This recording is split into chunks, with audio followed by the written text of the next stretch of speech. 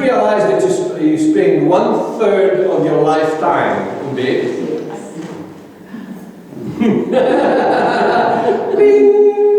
One third, about 8 hours a day, more or less. Some 6, some 5, some more, but more or less 1/3 of your lifetime. So it pays to have a good mattress. But anyway, I want to take this scripture, and I want to encourage you this morning to.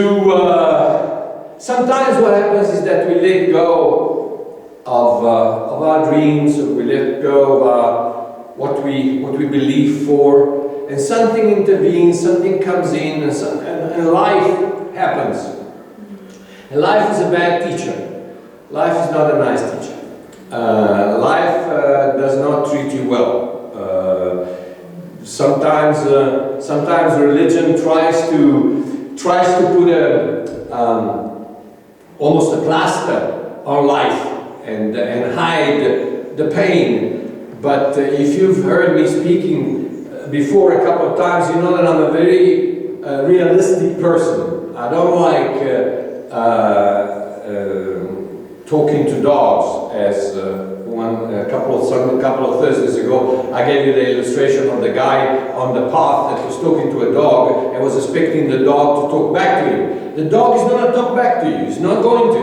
He's a dog. He's not going to do it. Religion is not going to fix your problem. Stuff that doesn't happen, doesn't happen. It's no use declaring a certain doctrine or making a certain declaration, and with that declaration kind of put the problem away. The problem doesn't go away. The only way that you can tackle the problem is with the supernatural intervention of God, and that happens under certain circumstances. And this morning I want to share with you this story. It's Jesus talking, and he says, the kingdom of God is as if a man should scatter seed on the ground, and should sleep by night and rise by day. And the seed should sprout and grow. He himself does not know how. How many of you do not know how God works in your life? I have got no idea. I'm standing here. We, Lizelle remembers, and my mom remembers the original Bosco, the original church was here, and the platform, where I preached, was over there, against that wall.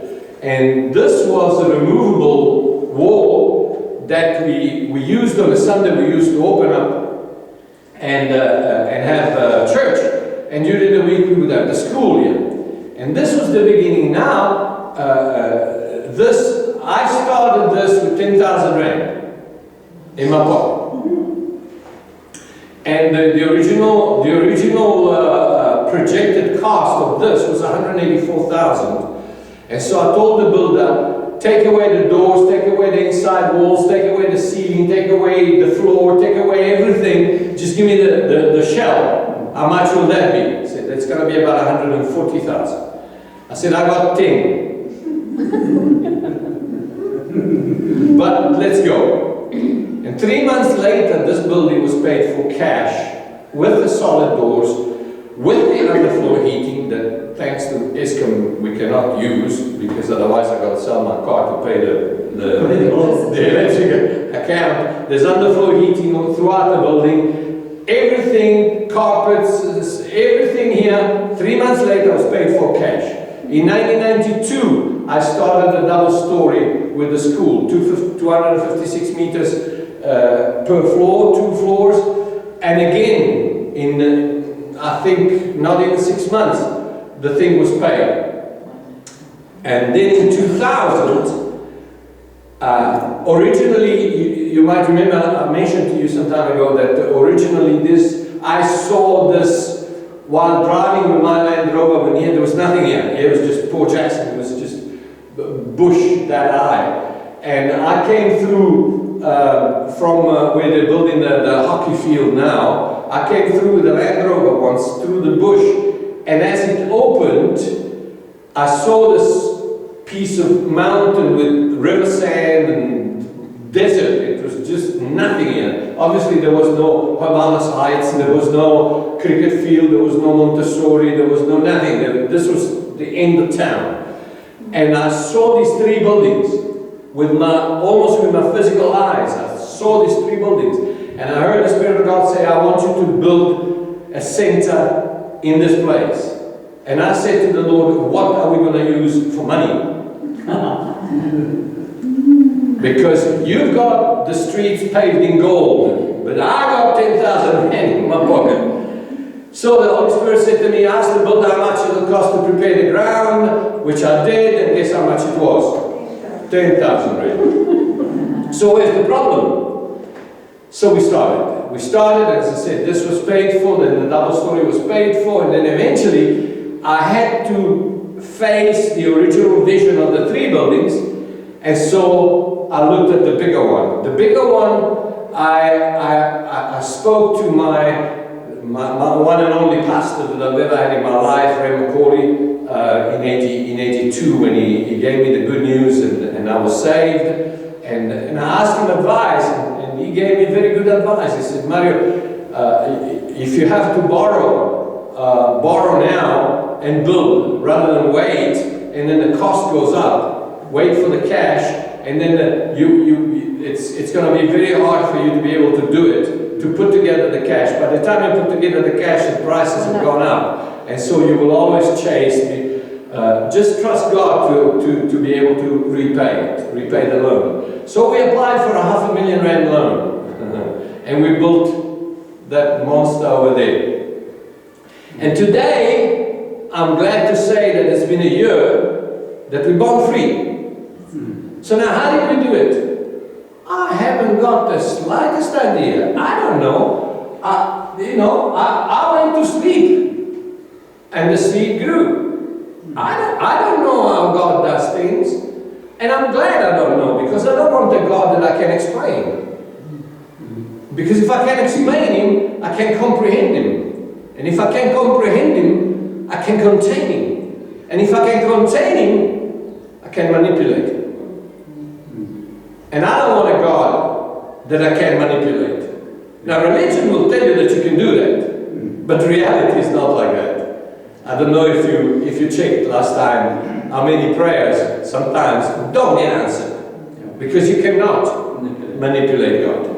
You cannot say this prayer, give that money, do this a good thing, whatever, and then God says, yes, sure, here I am. You have put all the slots in the right place, now I will act for you. That doesn't work like that. It never has, and it never will. So, I don't know how God did things like putting the roof. I know mentally, I know how He did it, how we paid for the roof. But I don't know what the cost was 180,000 rand. After 6 months, that place was barren, and it was raining in and was going through the slab, and the steel work was rusting and sitting in the rain and everything. And I didn't have money to build the roof. And I mean, you can't put the roof one section at a time. So we needed at least 200,000 rand in cash, which we didn't have. So I gave the Lord an ultimatum. I said, you got 6 weeks. If I don't get the money within 6 weeks, I'm going to paint that slab green and I'm going to play tennis on it. That's it. Now, a little later on, I think a week or 2 weeks later, I went to America. I won't give you the details, but moral of the story is that I prayed for a very wealthy person that my daughter used to work for. And his wife, when I left, just before I left, his wife called me and gave me an envelope. And that envelope was burning in my pocket, because I thought there must be at least $1,000, $2,000 in there. I mean, these guys are disgustingly rich. So there must be at least $1,000, $2,000 and in those days the dollar was 14, like today, by the way. so it was, you know, it could have been anything up to 30,000 rand, which was great. And And so they take me to the airport, and this thing is burning in my pocket. I want to open it, I want to see what's inside. And they're talking to me, and I say, never mind, just take me to the plane, let me out. Anyway, we get to the gate, and they're still talking to me. They're still like, go away. I can see the smoke coming out of my pants. And eventually I'm in the walkway to the plane. I stop and I take out the envelope, and it's $25,000. Multiply that by 14, and as soon as I could, I called Lizelle and I said, Lizelle, order the roof. We got the money.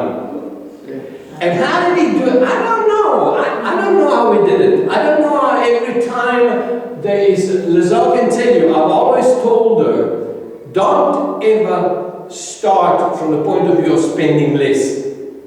Start from the point of view of God. If God has ordered it, He will pay for it. I don't care what it costs. I'm standing in faith now for 2 million rand. I want, at age 70, I want to put another floor on top here, so that I can give it to the school, so that the school can expand. We got a waiting list of 200 kids. And Trelila is growing like you have no idea, and everything is happening in Hermanus, so we have tremendous needs for some well-educated, English-speaking, Christian-valued, good children that go back into the community and make a difference. Yes. And we have them here, and so we need to have some more. So Celeste and I am going to trust God for 2 million rand to put this thing up here. And how God is going to do it, I don't know. I put the seed in the ground, and I sleep by night and rise by day, and the seed will sprout and grow. And I haven't got the slightest idea how it does that. How many of you know how a seed grows? You don't, You got the technical, no, because the chromosome and the butosome and the autosome and the this and the that, and this happens, and then the roots come out, and then this. You don't know what that. You don't know that inside that little thing, God has put life in potential. Potential life. He's put life, dormant life. There's dormant life. That's why Sleeping Beauty needs to wake up. There's dormant life in that seed. Lizella just come back from up country. West Coast. The West Coast.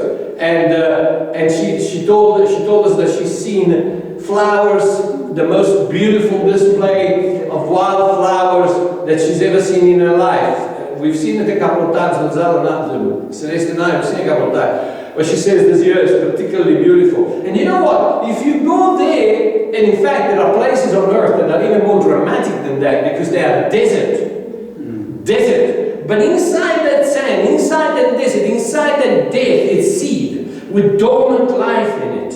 And all it waits for is to be awakened by the rain. And what was a desert, when the rain comes, suddenly sprouts, and suddenly blossoms, and suddenly explodes into life. And suddenly you don't have dreary, dirty, grey sand anymore, but you've got colors, and you've got life, and you've got bees, and insects, and birds, and the clouds are singing, hallelujah, and everybody's happy. Why? Because that dormant life has come to the surface. The earth yields crop by itself. First the blade, then the head. After that the full grain in the head. But when the grain ripens, immediately he puts in the sickle, because the harvest is coming. Now